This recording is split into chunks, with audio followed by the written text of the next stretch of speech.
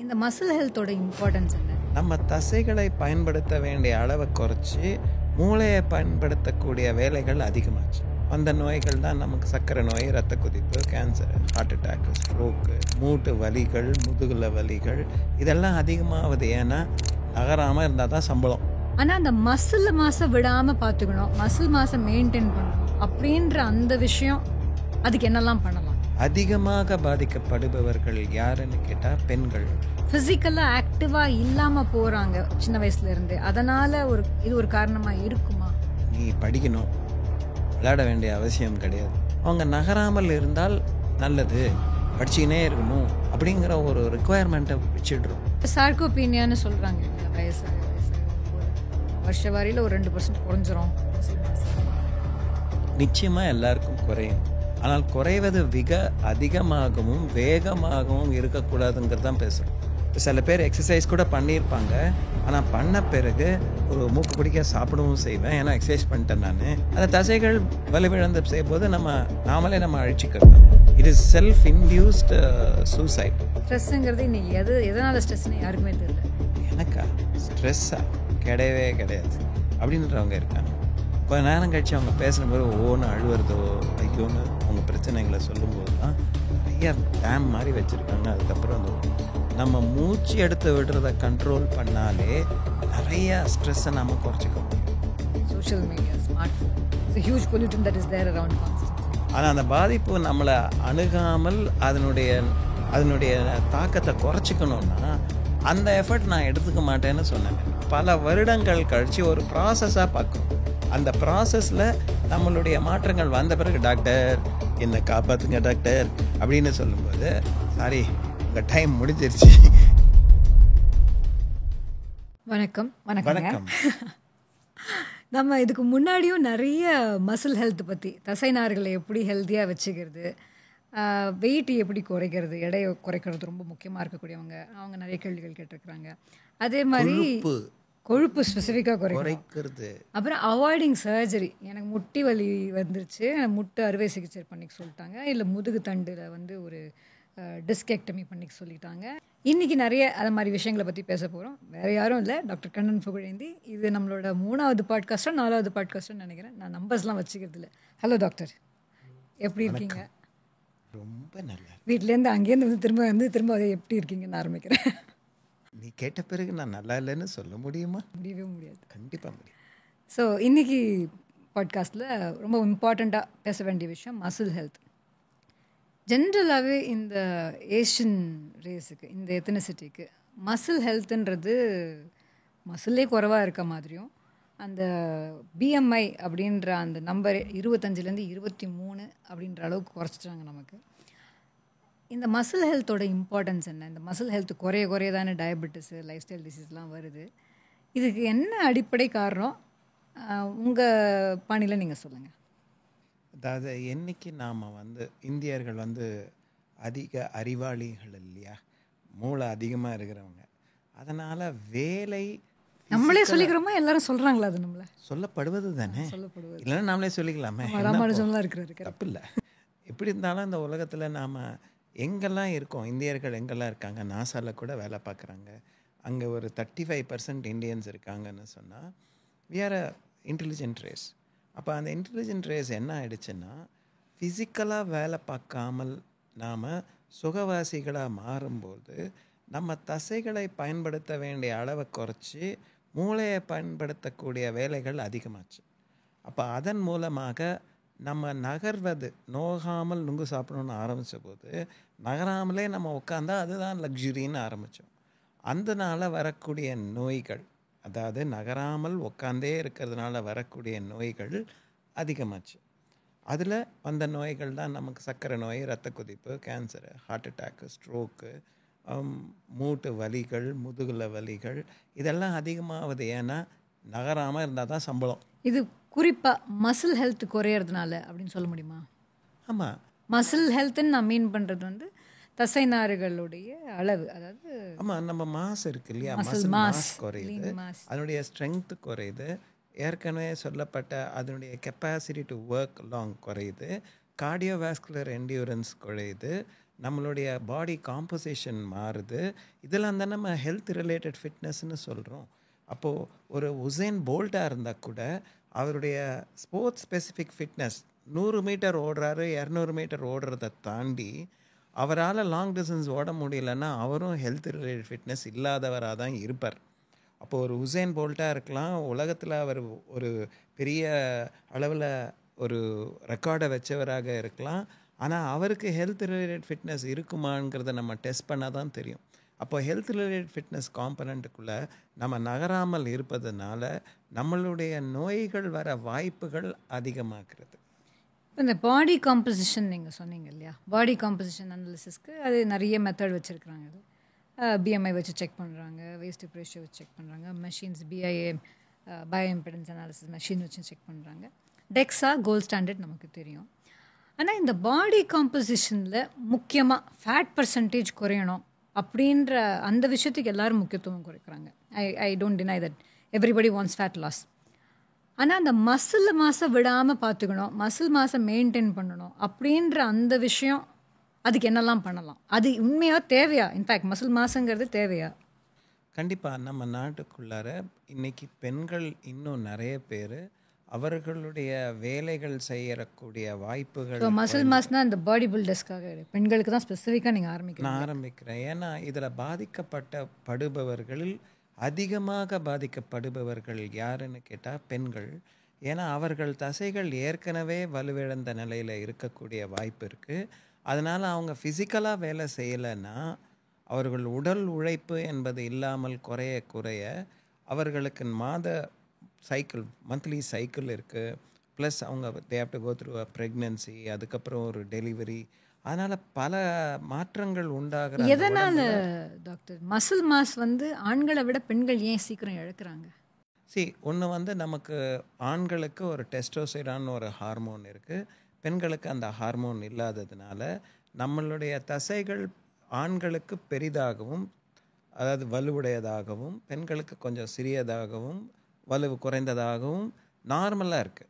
ஆனால் இதே நீங்கள் ஒரு வேகமாக ஓடக்கூடிய ஒரு வீராங்கனையையும் ஒரு ஷார்ட் பட்டத்துக்கு போடுற வீராங்கனையோடு சேர்த்து ஒரு ஆஃபீஸில் உட்காந்துருக்க ஒரு மேல் பார்த்திங்கன்னா இது 2 பேருக்கும் இந்த மாதிரி ஸ்ட்ராங்காக தானே இருக்குது, பெண்கள் ஸ்ட்ராங்காக இல்லையானா ஜென்ரலாக விமெனுக்கும் மென்னுக்கும் இருக்கிற மாற்றத்தை நம்ம பார்க்க. மற்ற அனபாலிக் ஹார்மோன்ஸ், இப்போ க்ரோத் ஹார்மோனோ இல்லை ஈஸ்ட்ரஜனோ இந்த மாதிரி விஷயங்கள் அதுக்கான ஹெல்ப்ஃபுல்லாக இருக்கும், மசில் க்ரோ ஆகிறதுக்கு ஹெல்ப்ஃபுல்லாக இருக்கும். ஆனால் பல்க் ஆகிறதுக்கான வாய்ப்புகள் இல்லை, மாஸ் பெருசாக இருக்காது அப்படின்னு. ஏன்னு கேட்டால் அதுக்கான எக்ஸசைஸ் நம்ம பண்ணும்போது அது வலுவடைந்தாலும் நம்ம தோலுக்கு கீழே இருக்கக்கூடிய ஃபேட் கண்டென்ட் விமனுக்கு அதிகம், மென்னுக்கு கம்மி. அதனால் தசைகள் இருக்கிறது ஈஸியாக தெரியும், பெண்களுக்கு தெரியாது. இதெல்லாம் நம்ம சப்குட்டேனியஸ் ஃபேட்டுன்னு சொல்கிறோம்.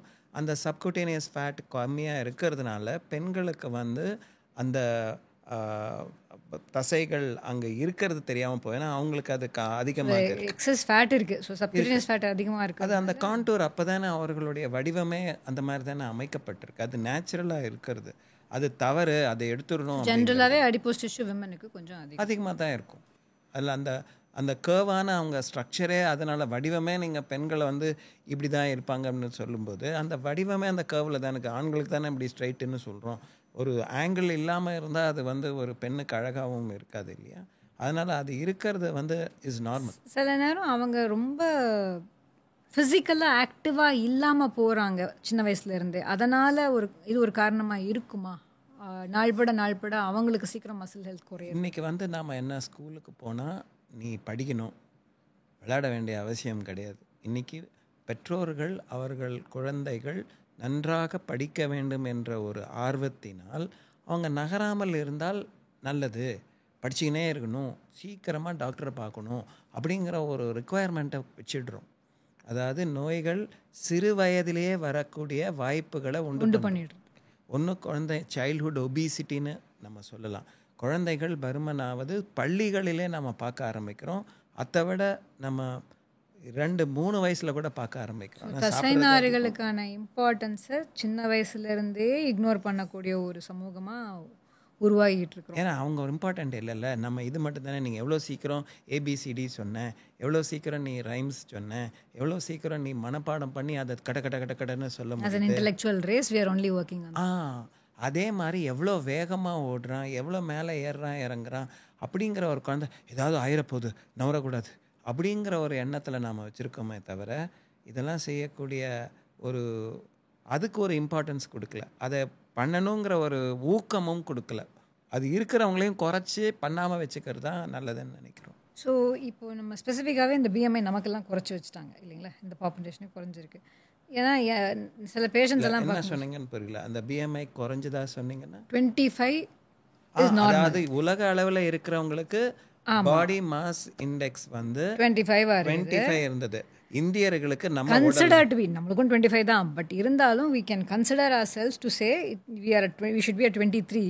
the reason being இப்போ ரீசெண்டாக கூட ஒரு பேஷண்ட் வந்தார், அவர் வந்து 22.5 பாடி மாஸ் இண்டெக்ஸ், ஆனால் அவருடைய வெயிட்டெல்லாம் நல்லா பர்ஃபெக்டாக வச்சுருக்காரு, நான் ஹைட் அதெல்லாம் ஒன்று கரெக்டாக சொல்லிட்டு நான் பிஎம்ஐ 22.5, ஆனால் அவருடைய பிளட் சுகர் லெவல் பார்த்தாக்கா 250+. இவர் ஒபீஸ் கேட்டகரியிலே போட முடியாது, ஆனால் இவரோட பிளட் சுகர் இந்த மாதிரி இருக்குது. இது ரீசன் பீயிங் மசில் மாஸ் கம்மியாக இருக்குது. Then we check skin fold பார்த்தோம், டெக்ஸா பார்த்தோம், இதெல்லாம் வச்சுருந்து பார்க்குறச்சு we can understand his fat percentage is more, fat அதிகமாக வச்சுருக்காரு, மசில் கம்மியாக வச்சுருந்துருக்கிறாரு, அண்ட் இஸ் யங், இஸ் இந்த மிடில் ஏஜ் கேட்டகரி.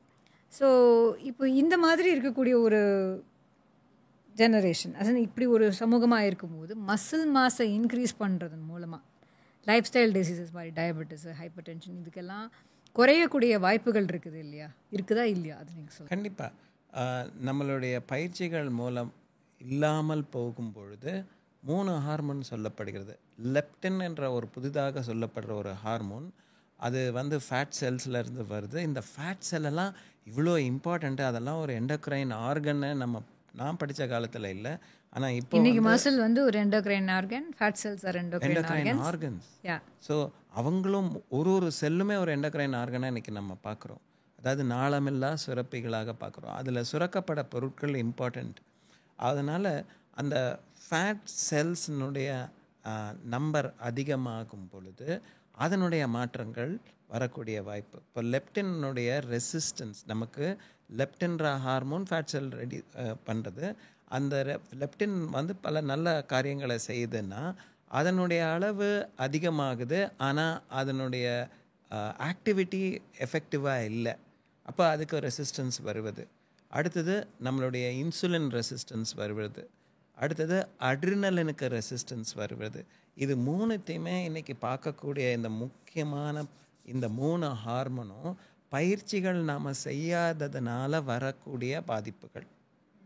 இந்த பயிற்சிகளை நாம் செய்யலை அப்படின்னா, நான் நடப்பயிற்சி பண்ணுறேன், தினமும் நடக்கிறேன், காலையிலலாம் நான் நடந்துருக்கேன் அப்படின்னு சொல்லும்போது அது வந்து ஒரு கார்டியோ ரெஸ்பிரேட்டரி அப்பேரட்டஸை மட்டும் நல்லா வச்சுக்க போகுது. அதாவது ஆக்சிஜன் சப்ளை பண்ணுறதும் கார்பன் டை ஆக்சைடு ரிமூவ் பண்ணுற பொட்டென்ஷியல் அருமையாக இருக்குது.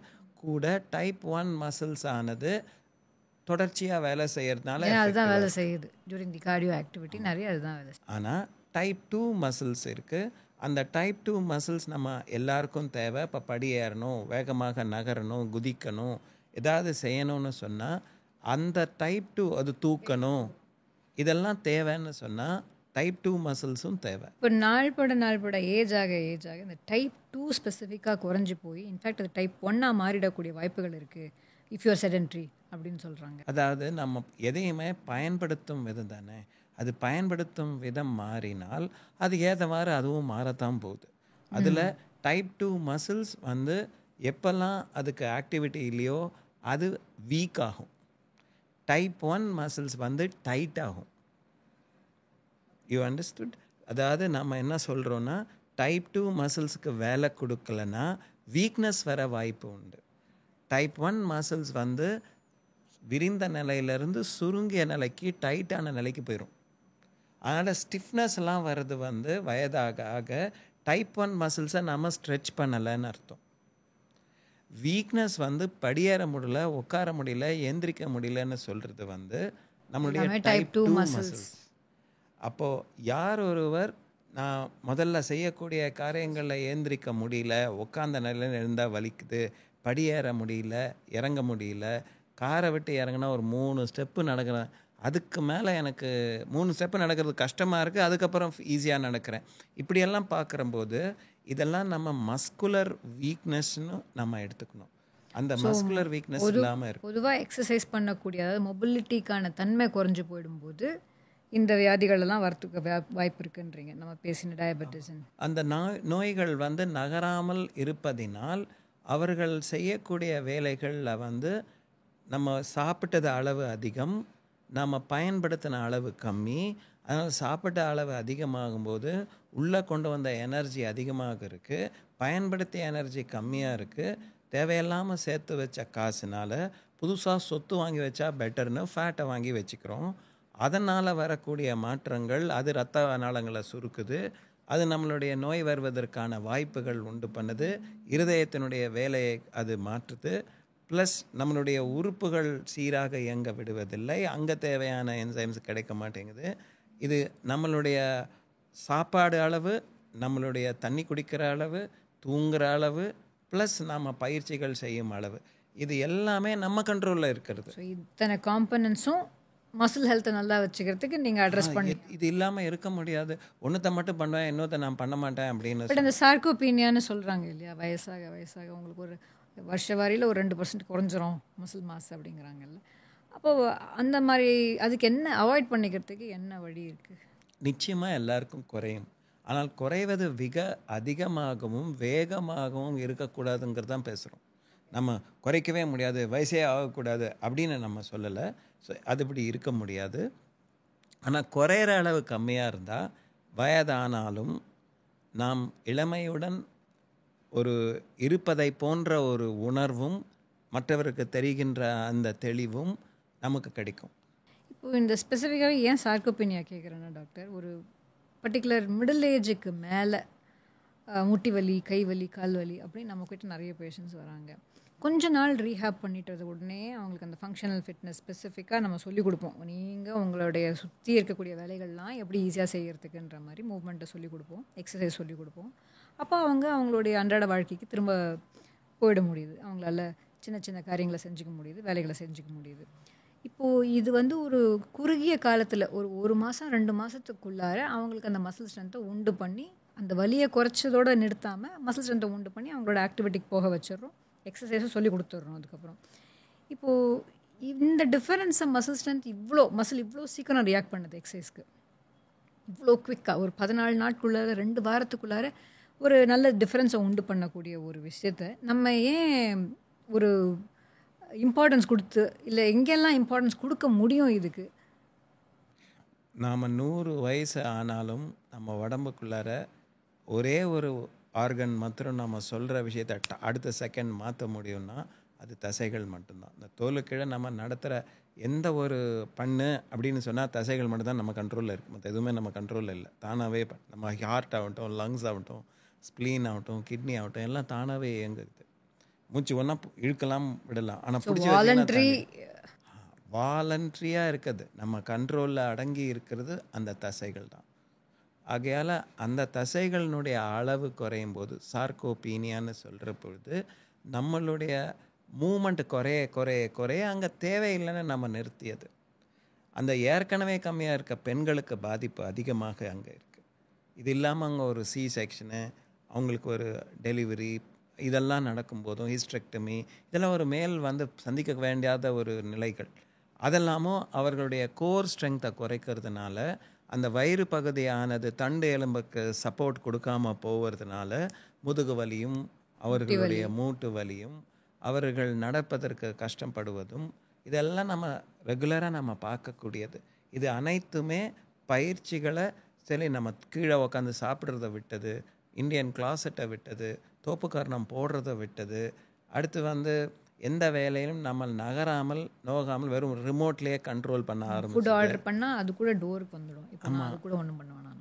ஆமாம், அந்த மாதிரியான மாற்றங்கள் உண்டு பண்ணதில் ஆண்கள் அவ்வளவு பாதிக்கப்பட்டதை விட பெண்கள் அதிகமாக பாதிக்கப்படுகிறார்கள். அதனால தான் வீட்டில் இருக்கிறம்போது அவர்களுடைய நிலைகளில் நீங்கள் சொன்ன மாதிரி தொடர்ச்சியாக தினம் காலையிலேருந்து சாயங்காலம் வரலும் என்ன பண்ணுறோம். இப்போ சில பேர் எக்ஸசைஸ் கூட பண்ணியிருப்பாங்க, ஆனால் பண்ண பிறகு ஒரு மூக்கு பிடிக்க சாப்பிடவும் செய்வேன். ஏன்னா எக்ஸசைஸ் பண்ணிட்டேன் நான், உடம்பு கஷ்டப்படக்கூடாது, நல்லா இருக்கணும் அப்படின்னு சாப்பிடவும் செஞ்சுப்பேன். 200 கேலரி இறக்கிட்டு ஒரு 2000 கேலரி சாப்பிட்ருவோம். ஆமாம். அப்போது செலவு பண்ணது 200, வரவு வாங்கினது 8 செலவு 10 அப்படின்னு சொன்ன பாட்டு ஞாபகம் இருக்கு இல்லையா? அந்த மாதிரி வரவு அதிகம் செலவு கம்மி, இந்த உடம்புக்குள்ளார இது மாற்றம், அதனால் சேர்க்கக்கூடிய அளவு அதிகமாகுது. இந்த இதில் தசைகள் வலுவிழந்து பார்த்தீங்கன்னா வேலை இல்லைல்ல, it's law of use and disuse. எதை நீங்கள் பயன்படுத்தினீங்களோ அது நல்லாயிருக்கும், பயன்படுத்தினா அது கெட்டு போகும். அந்த தசைகள் வலுவிழந்து செய்யும்போது நாமளே அழிச்சிக்கிறது தான். It is self induced suicide. ஸ்பெசிஃபிக்காக என்னென்ன கண்டிஷன்ஸ், அதாவது நீங்கள் பார்க்குறீங்க, நான் எம்ஆர்ஐ பார்த்துட்டு இல்லை இதுக்கு டிஸ்கெக்டமி தேவையில்லைன்னு சொல்கிறீங்க, ஆர் டிஸ்கை நான் சரி பண்ணல, இது உடஞ்சி போன விஷயங்கள் உடஞ்சி போனது தான், என்ன உங்களுக்கு ஒரு மாற்றங்கள் உங்கள் ஸ்ட்ரக்சரில் ஏற்பட்டுச்சோ அது ஏற்பட்டது தான், அதை நான் கை வைக்கிறது இல்லை. ஆனால் இது மூலமாக வரக்கூடிய வலியை நான் மசிலை சரி பண்ணுறதன் மூலமாக நான் உங்களுக்கு வலி வராமல் உங்களுடைய வேலை என்னெல்லாம் வேலை நீங்கள் செய்யணுமோ அதை நீங்கள் செய்கிற மாதிரி உங்களை நான் ஆக்கிடுவேன் அப்படின்னு நீங்கள் ஒரு பேஷண்ட்டுக்கும் சொல்கிறீங்க. என்னை பார்க்க வேண்டிய அவசியம் இருக்காது உங்களுக்கு திரும்ப அப்படின்னு நீங்கள் சொல்லுவீங்க. என்னென்ன கண்டிஷன் எல்லாம் கொஞ்சம் அதுக்கு தமிழ்லேயும் சொல்லுங்கள், இங்கிலீஷ்லேயும் சொல்லுங்கள். ஏன்னா நிறைய பேருக்கு மெடிக்கல் டயக்னோசிஸ் எல்லாம் புரியாது இல்லையா? ஸோ அது ஸ்பெசிஃபிக்காக நீங்கள் அதை கொஞ்சம் சொன்னால் பெட்டர். இப்போ நான் பார்க்குற மக்களில் நான் படித்ததெல்லாம் ஒரு ஸ்போர்ட்ஸில் இன்ஜுரி ஆகும், அவங்கள பார்க்கலாம். ஹாக்கியாக இருக்கலாம், ஃபுட்பால் இருக்கலாம், பேஸ்கெட் பாலாக இருக்கலாம், கிரிக்கெட்டாக இருக்கலாம், இல்லை kung fu, karate, martial arts, Brazilian jujutsu, என்னமோ இன்ஜுரியாகவும் நினச்சேன். ஆனால் இப்போ நாம் பார்க்குறது எல்லாமே கீழே விழலை, அடிப்படலை, ஆக்சிடெண்ட் ஆகலை, ஆனால் தண்டு எலும்பு அப்படியே சுருங்கி அங்கே இருக்கக்கூடிய ஜவ்வானது நரம்பு கம்ப்ரெஸ் பண்ணுது அப்படின்னு சொல்லும்போது அவருடைய வயது, அவர் செய்யக்கூடிய வேலைகள் நோகாமல் கை நுனியை நவுத்துறதுக்கு தான் அவருக்கு சம்பளமே. அவர் ஹெவியாக எதுவும் தூக்கலை. போர்ட்டர் 4 சூட்கேஸை தூக்கி கையில் 2 இதையும் தூக்கிட்டு போகிறாங்க. வெளியில் வெண்டர்ஸ் விற்கிறாங்க, அவங்களுக்கெல்லாம் கழுத்தில் பிரச்சனை வரல.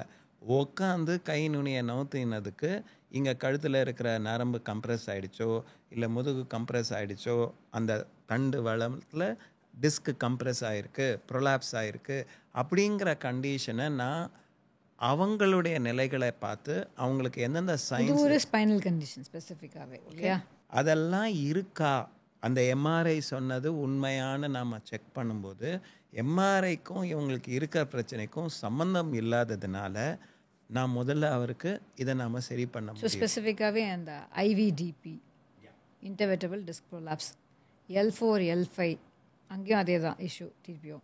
அவங்க எல்லாருக்குமே எந்த வயசில் வராங்க, 30-40க்குள்ளார அவங்களுக்கு ஏற்கனவே ஸ்லிப் டிஸ்க் வந்துருச்சு அப்படின்னு தான் வருவாங்க. Spinal stenosis.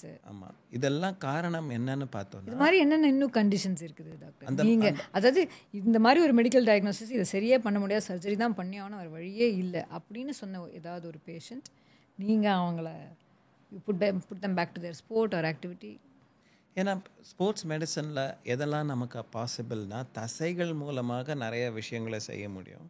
ஆனால் நான் ஃபார்முலா 1 ரேஸ் காரோடு நம்ம டீல் பண்ணப்போ அவங்கள எப்படி விளையாட வைக்கிறதுக்கு முயற்சிகள் எடுத்துக்கிட்டோமோ அதே முயற்சிகளை எங்கள் ஜென்ரல் பாப்புலேஷன் ஸ்ட்ரீட் கார்ஸோட நம்ம பார்க்கும்போது நான் அங்கேருந்து இங்கே அவ்வளோதான் ஷிஃப்ட் பண்ணியிருக்கேன். வேறு எதுவும் இல்லாத ஒன்றை நம்ம செய்யக்கூடிய ஒரு இது இல்லை. அதாவது ஸ்பெசிஃபிக்காக எனக்கு ஒரு கண்டிஷன் ஞாபகம் இருக்குது. ஒரு 4-5 டிஸ்க் அடி வாங்கி you know this is girl who is coming to you and with no hope, literally surgery தான் ஒரே வழி. அவங்க பண்ணலன்னா காரில் போகும்போது அவங்க சீட் பெல்ட் போடலை, கார் ஃப்ரண்ட் டயர் பர்ஸ்ட் ஆகி அவங்க கார் ஒரு ரோல் ஆயிடுச்சு, ரோல் ஆகி உருண்டு அப்படி போச்சு. அந்த போனதில் இந்த அம்மா காரை விட்டு வெளியில் போய் விழுந்துட்டாங்க. அம்மா சீட்டில் தான் இருக்காங்க, அம்மா தான் கார் ஓட்டினது, இவங்க 2 பேர் தான் காரில். அம்மாவுக்கு ஒரு ஸ்க்ராட்ச் கூட இல்லை, வெளியில் வந்துட்டாங்க. ஏன்னா அந்த சீட்டில் இருக்க ஏர் பேக் வந்தப்போ அவங்க காப்பாற்றப்பட்டார்கள். வெளியில் போய் விழுந்ததில் ஒரு 4 வெர்டிப்ரா உடஞ்சிருக்கு, அது கம்ப்ரெஸ் ஆகிருக்கு. அதனால் அவங்களுக்கு இம்மீடியட்டாக ஆப்ரேஷன் பண்ணணும். அவங்க ஒரு டென்னிஸ் பிளேயராகவும் இருந்தாங்க.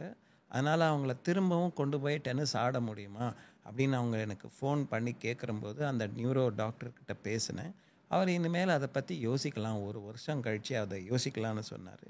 ஆனால் அந்த சமயத்தில் எனக்கு அந்த ஃப்ராக்சர்னால் கை கால் நவுத்த முடியுது, அவங்க கால்லாம் நவுத்துறாங்க, உணர்வுகள் நல்லா இருக்குது, பவல் பிளாடர் கண்ட்ரோலில் இருக்குங்கிற போது அதை எப்படி சரி பண்ணுறது?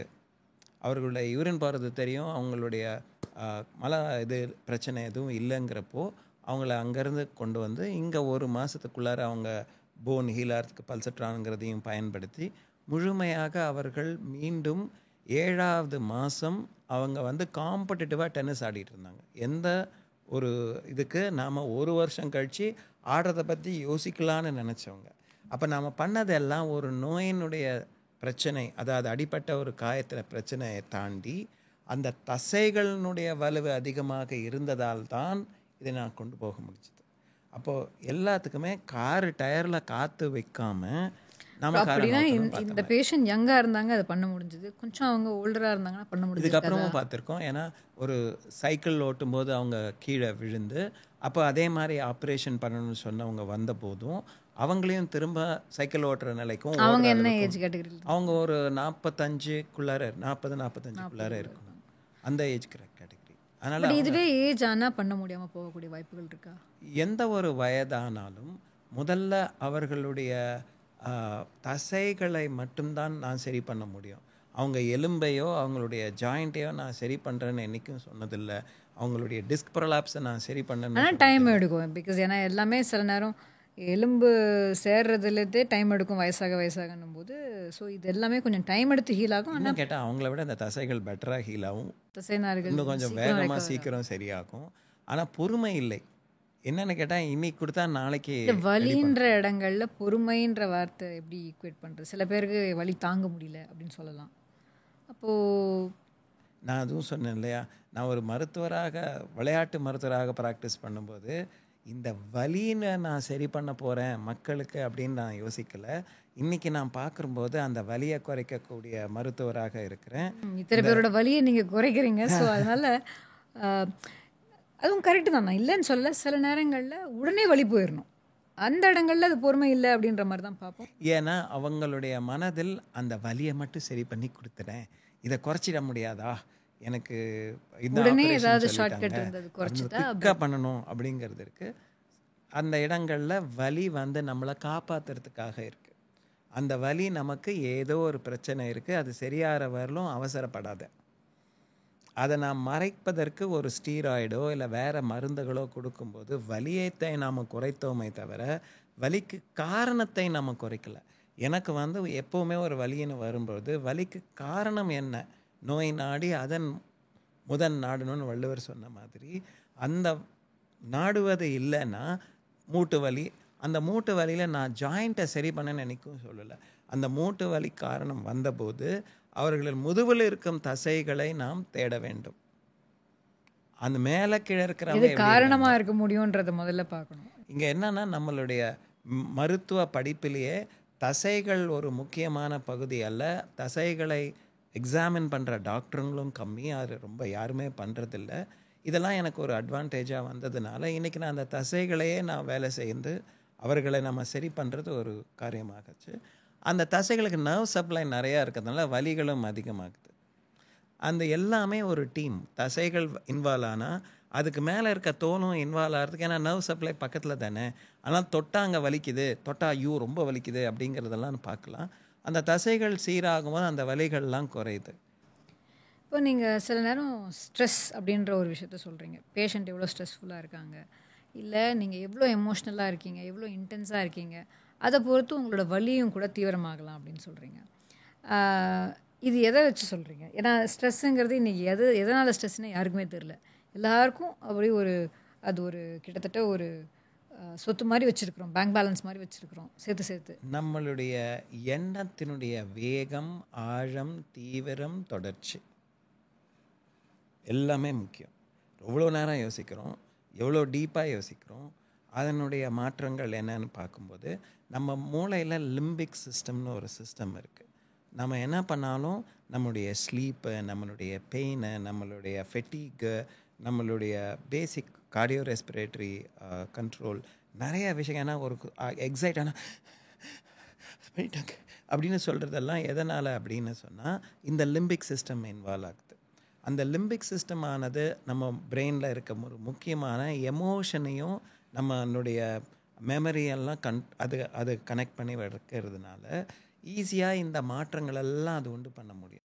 ஸ்பெசிஃபிக்காகவே இந்த ஹெச்பிஏ ஆக்சிஸ் அப்படின்னு ஒன்று சொல்கிறாங்கல்ல, இந்த ஹைப்போதலாமஸ் பிட்யூட்டரி அட்ரினல் ஆக்சிஸ், இது ஸ்பெசிஃபிக்காகவே ஒரு ஸ்ட்ரெஸ்ஃபுல்லாக க்ரானிக் ஸ்ட்ரெஸ்ஸில் இருக்கக்கூடிய ஒரு இண்டிவிஜுவலுக்கு இந்த பேத்வே எஸ்டாப்ளிஷ் ஆகி உங்கள் கார்டிசால் லெவல்ஸ் அதிகமாக இருக்கும், இல்லை உங்கள் கார்டிசால் லெவல்ஸ் குறைஞ்சி போய் ஒரு ஸ்டேஜுக்கு மேலே அட்ரினல் இன்சஃபிஷியன்சி வரும், நீங்கள் ஸ்ட்ரெஸ்ஸே ஆகக்கூடாது அப்படின்னு சொல்கிறாங்க. பட் இந்த ஒரு இண்டிவிஜுவல் ஸ்ட்ரெஸ் எது ஸ்ட்ரெஸ்ன்னு எப்படி கண்டுபிடிச்சிக்கிறது? நீங்கள் சொல்கிற மாதிரி இன்டென்ஸ் சொல்லிட்டீங்க, எனக்கு புரியுது. ஆனால் அன்றாட வாழ்க்கையில் நான் என்னோடய வேலையில் பேஷனட்டாக இருக்கலாம், இல்லை எனக்கு ஏதாவது ஒரு விஷயம் பிடிச்சிருக்கலாம், நான் அந்த இடத்துல என்னோடய பேஷனட் சப்ஜெக்டில் நான் கொஞ்சம் இன்டென்ஸாக தான் இருக்கக்கூடிய வாய்ப்புகள் இருக்குது. இதை நான் அவேர்னஸ் மூலியமாக குறைச்சிக்க முடியுமா, இல்லை இன்டென்ஸாக இருந்துக்கோ அதுக்கப்புறமா உனக்கு ஒரு ஆல்டர்னேட் கொடுக்குறேன், ஒரு ஆப்ஷன் கொடுக்குறேன், நீ வந்து சிம்பத்தட்டிக் மோட்லேருந்து நீ மாறிக்கிறதுக்கு ஒரு பேராசிம்பத்தட்டிக் மோட் ஏதாவது ஆப்ஷன் கொடுக்குறேன்ற மாதிரி ஸ்ட்ரெஸ் மேனேஜ்மெண்ட்டுக்கு வழி பண்ணுறதா எது கரெக்டான? முக்கியமானது நம்ம இதில் சிம்பிளாக ஒரு விஷயம் சொல்கிறேன். ஸ்ட்ரெஸ்ஸுங்கிறதுக்குள்ள நிறைய பேரை கேட்டால் எனக்கா ஸ்ட்ரெஸ்ஸா கிடையவே கிடையாது அப்படின்றவங்க இருக்காங்க. கொஞ்ச நேரம் கழித்து அவங்க பேசின பிறகு ஓன்னு அழுவுறதோ ஐயோன்னு அவங்க பிரச்சனைகளை சொல்லும்போது தான் நிறைய டேம் மாதிரி வச்சுருக்காங்க, அதுக்கப்புறம் அந்த உடஞ்சி. இதில் முக்கியமான பகுதி நம்ம ஈஸியாக பயிற்சிகளை தாண்டி செய்யக்கூடிய ஒன்று என்னென்னா, நம்ம மூச்சு எடுத்து விடுறதை கண்ட்ரோல் பண்ணாலே நிறைய ஸ்ட்ரெஸ்ஸை நாம் குறைச்சிக்க முடியும். அந்த மூச்சு எடுப்பது தொடர்ச்சியாக நாம் செய்யக்கூடிய காரியங்களில் ஸோ தொடர்ச்சியாக நம்ம ஒரு சிம்பத்தட்டிக் ட்ரைவ்லேயே இருக்கிறோம் அப்படின்றது ஒரு ஃப்ளைட் ஆர் ஃபைட் மெக்கானிசம்லேயே பண்ணிக்கிட்டே இருக்கும், அதுலேயே இருக்கும். ஸோ அதுலேருந்து மாறுபடுறதுக்கு கண்டிப்பாக ஒரு பேராசிம்பத்தட்டிக் மோடில் போகணும். நிறைய பேருக்கு இந்த ஃபைட் ஆர் ஃப்ளைட்னா என்னன்னு தெரியாது. அதாவது ஒரு புலி வருது, சிங்கம் வருது, அது வந்தால் நம்ம தப்பிக்கணும், காட்டில் ஓடணும் அப்படிங்கிற ஒரு நிலை தான் ஃபைட் அண்ட் ஃப்ளைட் மெக்கானிசம்னு சொல்கிறோம். அந்த மெக்கானிசம் புலி சிங்கம் வரல, ஆனால் நம்ம அலாம் பட்டனை அமுக்குறோம், ஆனாலும் நம்ம நகரல. அப்போ தான் உடம்பு என்னடா இவன் பண்ணுறான், ஒரு பக்கம் ஓடணும்னு டென்ஷன் ஆகினே இருக்குது, ஒரு பக்கம் ஒரு த்ரெட் இருக்குது என் பக்கத்தில், ஆனால் எதுவுமே பண்ணலை, நான் ஓடலை, அப்படியே ஃப்ரீஸ் ஆகி இருக்கேன் நான் சில நேரம். ஃபைட்டு ஃப்ளைட்டு கூட இல்லை, I have frozen myself. அப்போ நம்மளுடைய 10வது கிரேனியல் நர்வ்னு சொல்கிறோம், பிரெயின்லேருந்து நேரம் அந்த நரம்புகள் வந்து நம்ம ஹார்ட்டுக்கும் லங்ஸுக்கும் வருது, நம்ம இன்டெஸ்டைனுக்கு வருது. சிம்பத்தட்டிக் நர்வ் மற்ற இடங்களுக்கும் போகுது. இப்போ இந்த சிம்பத்தட்டிக் மோட்னா நம்ம உன்னை விட மாட்டேன் பிடிச்சிடுவேன் அப்படின்னு சொல்கிற போது சிம்பத்தட்டிக் மோட். வேற பேராசிம்பத்தட்டிக் மோட்னா ஜாலியாக அப்படி என்ஜாய் பண்ணி சுகமாக இருக்கிறது பேராசிம்பத்தட்டிக் மோட். ஓகே, இது ரெண்டும் இல்லாமல் ஐயோ முடிஞ்சிச்சு சார் வாழ்க்கை, இனிமேல் நான் ஒன்றும் பண்ண முடியாது, எப்போ முடிச்சிட்டானுங்க அப்படின்னு சொல்கிற ஒரு நோ ஹோப் சிச்சுவேஷன் ஆகக்கூடிய பகுதி அதுவும் இருக்குது. இது எல்லாமே ஒரு பேராசிம்பத்தட்டிக் மோடில் ரொம்ப கீழான ஒரு பகுதியும், பேராசிம்பத்தட்டிக் மோடில் அந்த சிம்பத்தட்டிக்கோட பேராசிம்பத்தட்டிக் சேரணும். அதாவது ஒரு சண்டை போடுறோன்னா அதில் பயமும் இல்லாமல் துணிவோடு யோசித்து இதை செய்யக்கூடிய, நிதானமாக செய்யக்கூடிய ஒரு மெஸ்ஸி பந்தை எடுத்து அவர் போகிறாருன்னா அவர் போகிற வேகமும் இருக்கிறது, சிம்பத்தட்டிக் டிரைவ் வேணும். அதே சமயத்தில் எந்த இடத்துல கிளாரிட்டியோடு அவர் மூவ் பண்ணிட்டு இருக்கணும். இங்கே இந்த பந்து வந்துச்சா, இங்கே எங்கே ஸ்பேஸ் இருக்குது, அந்த இடத்துக்கு மூவ் பண்ணுவேன் அப்படிங்கிறதெல்லாம் யோசனையே இல்லாமல் செய்யக்கூடிய ஒரு நிலைகள் உண்டு பண்ணுறது இந்த பேராசிம்பத்தட்டிக்கில் இருக்கக்கூடிய வேகல் நர்வானது. நம்ம டார்சல் ரூட், வென்ட்ரல் ரூட், அந்த வென்ட்ரல் ரூட்டை பண்ணுறோம். அதெல்லாம் மூச்சு எடுக்கும்போது அந்த வென்ட்ரல் ரூட்டை நம்ம கண்ட்ரோல் பண்ண முடியும். மூச்சு எடுத்து விடல, நம்ம இங்கே உட்காந்துருக்கவங்க எல்லாருமே பேசிக்காக பிரெத் ஒர்க் அப்படியே தான் உட்காந்துருக்கோம். இல்லை இப்படி வேகமாக வென்டிலேஷன், ஹைப்பர் வென்டிலேஷன் பண்ணுறோம். இது ரெண்டுமே இல்லாமல் மூச்சு நம்ம எடுத்து விட சொன்னால் என்ன பண்ணுவோம், முதல்ல அப்படின்னும். இப்படி வேர்ட்டிக்கலாக நம்ம செஸ்ட்டு மூவ் ஆகுதுனாலே அது சரி கிடையாது. வயிறு பகுதியும் எக்ஸ்பேண்ட் ஆகணும், மாறு பகுதியும் விரியனவை தவிர மேல் நோக்கி இப்படி போகக்கூடாது. இப்படி போய் கொண்டு வந்துட்டோம். அதனால் நம்மளை யூஸ் பண்ணக்கூடிய நம்ம லங் கெப்பாசிட்டியை அது கூட அந்த டயஃப்ரமானது கீழே போகலை, உதர விதானம் கீழே போகலைன்னா நாம் கழுத்தில் இருக்கிற மசில்ஸை யூஸ் பண்ணி கையிலலாம் எனக்கு வலி வருது, கையில் எனக்கு மறுத்து போகுது, கையில் எனக்கு எரியுது, கொடாயுதுன்னு சொல்கிறது எல்லாத்துக்குமே இந்த தசைகளை தேவையில்லாமல் பயன்படுத்தும் போது அதன் வழியாக வரக்கூடிய நரம்புகள் அமுக்கப்படுது. ஆனால் இந்த ப்ரீதிங் டெக்னிக்கில் தான் அவங்களையும் சரி பண்ணுறோம். இந்த முதுகுவலில் தண்டு வளத்துக்கு நம்மளுடைய உதரவிதானம் கீழே நவந்து சப்போர்ட் கொடுக்கலன்னா அங்கேயும் வலி வருது. அங்கே தான் நம்ம ஒரு ஆப்ரேஷன் பண்ணவங்க, வயிற்றில் சி செக்ஷன் பண்ணவங்க, இவங்க எல்லாருக்குமே இந்த டயஃப்ரமும் அந்த கோர் ஸ்ட்ரென்த்தையும் நம்ம இம்ப்ரூவ் பண்ணோம்னா அவங்க மூச்சு எடுக்கிற விதத்துலையும் இங்கே மாற்றம் இருக்கிறது ஏற்படும். அந்த மூச்சு எடுத்து விடக்கூடிய அந்த நிலைமை ஒழுங்காக மாறித்துனா, இஃப் யூர் ப்ரீதிங் கரெக்ட்லி, உங்கள் ஸ்ட்ரெஸ் லெவல்ஸும் ஆட்டோமேட்டிக்காக குறையக்கூடிய வாய்ப்புகள் இருக்குது. தொடர்ச்சியாக எல்லாரும் பிரெத்தை எடுக்கணும்னா ஒரு 4-5 செகண்டுக்கு கண்டினியூஸாக பிரெத்தை எடுத்து பிரெத்தை வெளியில் விடுறோம், அது மூச்சு எடுத்து விடுறோம். சரி, இப்போ பார்க்கலாமா? இங்கே இருக்கிறவங்கலாம் கூட ட்ரை பண்ணலாம், இப்போ கேட்குறவங்களும் ட்ரை பண்ணலாம். இப்போ நான் மூச்சை விட்டுட்டு 5 செகண்டுக்கு விடுறேன்.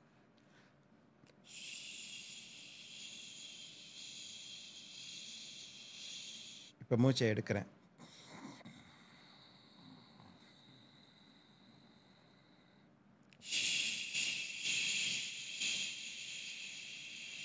இந்த மாதிரி ஒரு டெய்லி நாம் எப்போல்லாம் ஞாபகம் இருக்கோ இல்லை சும்மா உட்காந்து அப்படி பார்க்கும்போது மூச்சோடு நம்ம இருந்தோன்னா நிறைய நோய்கள் வராமல் பார்க்கலாம்.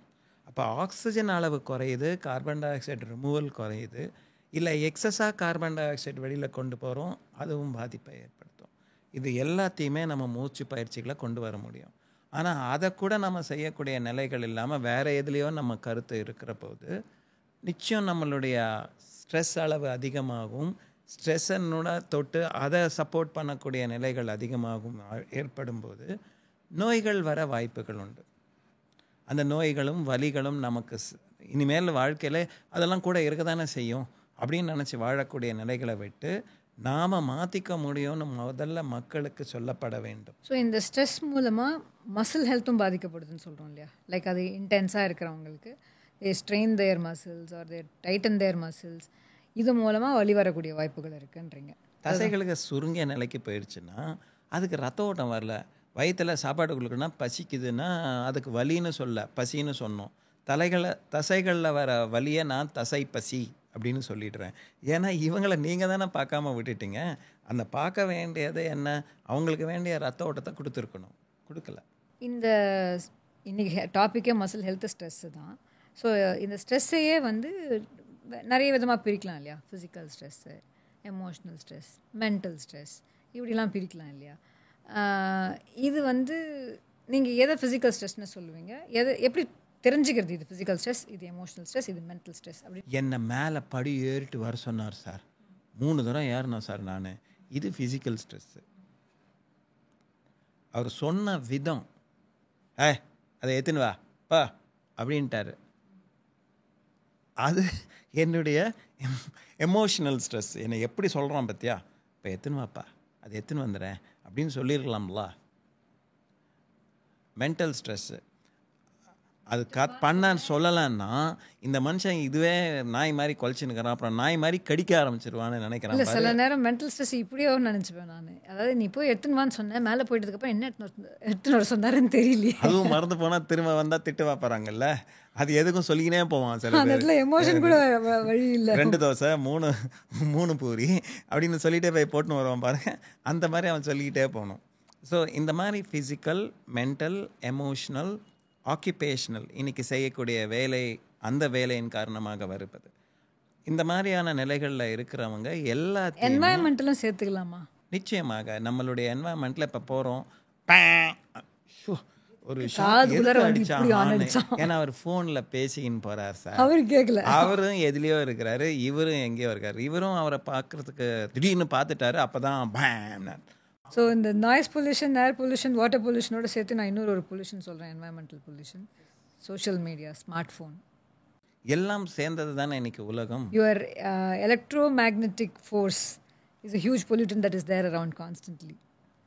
இதெல்லாம் இன்றைக்கி சிட்டின்னு நாம் வந்தப்போ எதெல்லாம் வயல்வெளிகளை விட்டு நாம் வந்து ஒரு ஒரு ஒரு மாநகரத்துக்குள்ளே உட்காரும் பொழுது அதனுடைய பாதிப்புகளை ஏற்றுக்கொண்டு அந்த பாதிப்புகளை குறைக்க வேண்டும் என்ற ஒரு எண்ணம் இருந்தால் போதும், தப்பிச்சிடலாம்.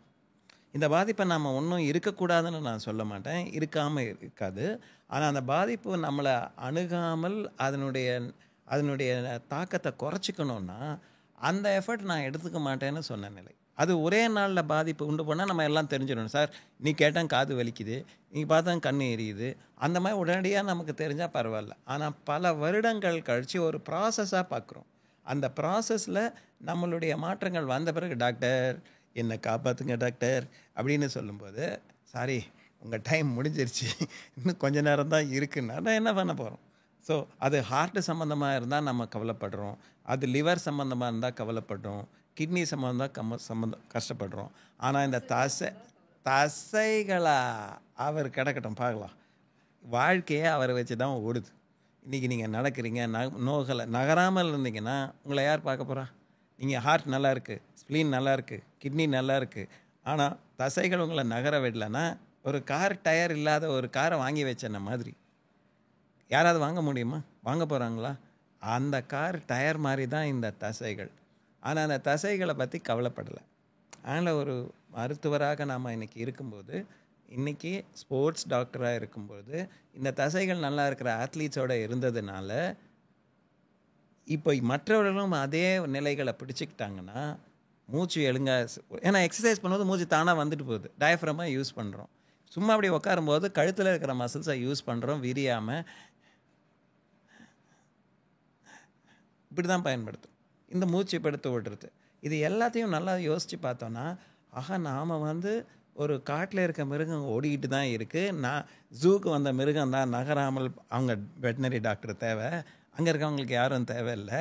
அப்போ நாம் தினமும் கொஞ்ச நேரம் வெளியில் போய் ஒரு மாணவரை கொல்றமோ இல்லையோ வேட்டையாடுற மாதிரி ஒரு ஓடி இருந்தோன்னா நல்லா இருக்க முடியும். இந்த விஷயத்தை புரிஞ்சுக்கிட்டா நிச்சயம் நல்லா இருக்க முடியும், ஸ்ட்ரெஸ் குறைக்க முடியும், நமக்கு சர்க்கரை நோய் வராது, ரத்த கொதிப்பு இருக்காது, கேன்சர் வராது, ஹார்ட் அட்டாக் இருக்காது, ஸ்ட்ரோக் இருக்காது, வலிகள் இருக்காது.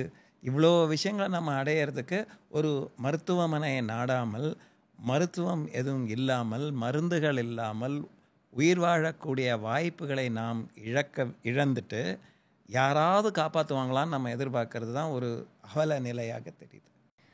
ஸோ உங்கள் கையில் இருக்குது உங்களுடைய ஆரோக்கியம், ஸ்பெசிஃபிக்காக எக்ஸசைஸ் பண்ணுறதன் மூலமாக இல்லையா? ஸோ இன்றைக்கி நீங்கள் மசில் ஹெல்த்தோட இம்பார்ட்டன்ஸ் சொன்னீங்க, ஸ்ட்ரெஸ் எப்படி அவாய்ட் பண்ணிக்கலாம்னு சொன்னீங்க. ஒரு சம்மரைஸ் பண்ணோன்னா குயிக்காக மசில் ஹெல்த்துக்கு நீங்கள் எவ்வளோ எக்ஸசைஸ் பண்ணுறீங்களோ, ஸ்பெசிஃபிக்காகவே ஸ்ட்ரென்த் ட்ரைனிங் அப்படின்ற ஆஸ்பெக்ட்ஸை கான்சென்ட்ரேட் பண்ணணும், ஃபங்க்ஷனல் ஃபிட்னஸ்ன்ற ஆஸ்பெக்ட்ஸில் கான்சென்ட்ரேட் பண்ணணும், உங்களோட என்வாயன்மெண்ட்டில் நீட்ஸ், உங்களோட ஆக்குபேஷனல் ரெக்குவயர்மெண்ட் டிமாண்ட்ஸ் இதை பொறுத்து உங்களுடைய தசைநாறுகளுடைய ஆக்டிவிட்டியும் இன்க்ரீஸ் பண்ணிக்க வேண்டிய அவசியம் ஏற்படும். கரெக்டாக? இது ஒரு ஃபஸ்ட் பாயிண்ட்.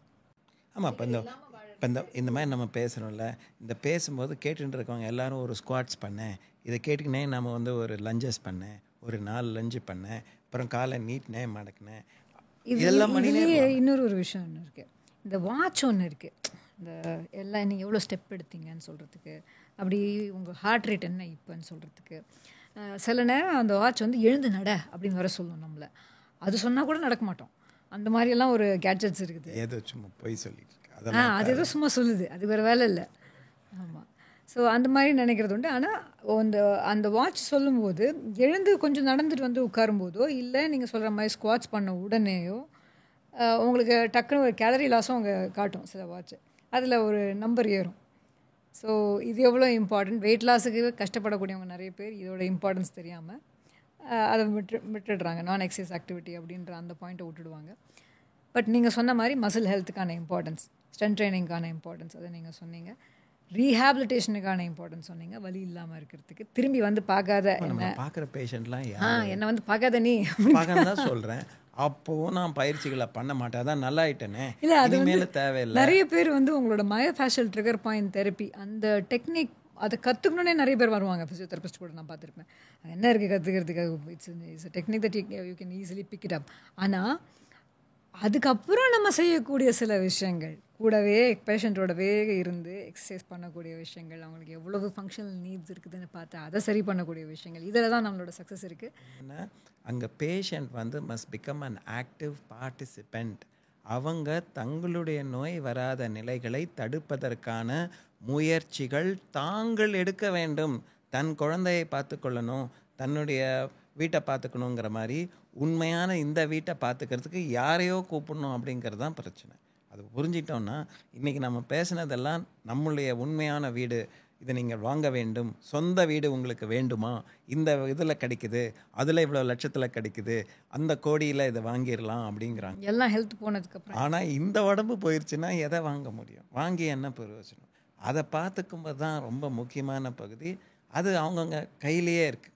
அவங்க so 2 important life style component இன்றைக்கி பேசுனீங்க. ஒன்று ஸ்ட்ரெஸ்ஸு, இன்னொன்று மசில் ஹெல்த்தோட ஆஸ்பெக்ட்ஸில் எக்ஸசைஸ் அப்படிங்கிறது. So thank you. வேறு சில காம்பனன்ட்ஸோட திரும்பவும் will again have another episode soon. Thank you very much. Thank you doctor. Thank you to all of in you. your busy schedule where everybody always tells me I take away all your time and Who else can take my time? no, in the time to put out a podcast and very informative podcast, patient education program, I will say PEP on muscle health specifically. Thank you very much. Thanks so much. Thank you. Thank you.